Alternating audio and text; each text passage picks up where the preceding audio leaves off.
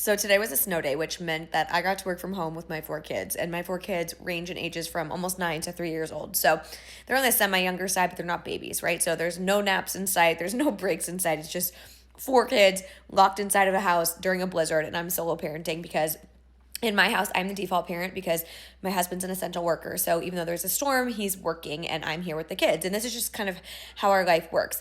But I've noticed that when talking to my friends over the years, when there are no school days, snow days, sick days, all these things, right? It's almost always mom who is stepping in. It is mom's texting saying, what should we do with the kids on Tuesday? There's a half day. Or how are you surviving the snow day? What have you been doing? Like, we're all working together to decide how we manage these things, to support one another, right? To talk through these things. And we're all pretty much the default parents. If our kids are sick, we are the ones picking them up.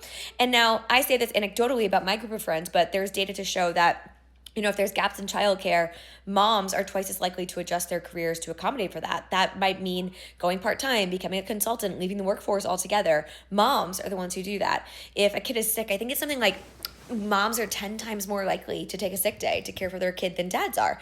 And you can ask why this happens, right? Is it because moms want to step in? Is it because they have the more flexible jobs? Is it because dads are shamed for doing this at work? I think it's a layered conversation. There's many reasons this happens. And really one of the things that I've noticed is that women are the default parent because that's how it starts out, right? When women take maternity leave and they take on all of this work, it kind of just snowballs into women continuing to do that. But also there's this strange idea that like women's careers are almost like a hobby, that they're not nearly as important as their partner's jobs, even when they make more money, right? Women's jobs are seen as more flexible or more malleable, whereas men's are important and consistent and necessary.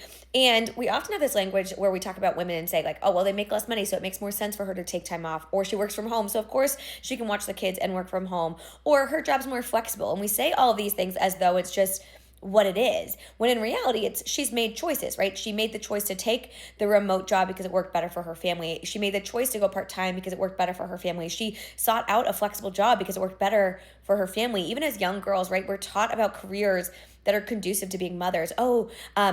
Teachers' hours are mothers' hours. I remember somebody saying like, oh, she works mother's hours at this office, that they offered mother's hours. And you never hear people say father's hours, right? That's like not a term we use. And it's because we've normalized this idea that women build their careers around families and everybody else builds their life around the husband's career, right? His career takes priority and she has to prioritize the family.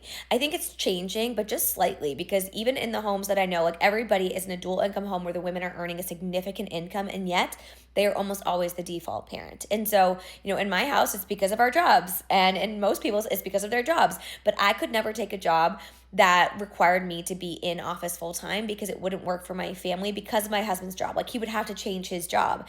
And that's because early on in my career, I prioritized these things. And so I just think it's something worth talking about, and we don't talk about it nearly enough.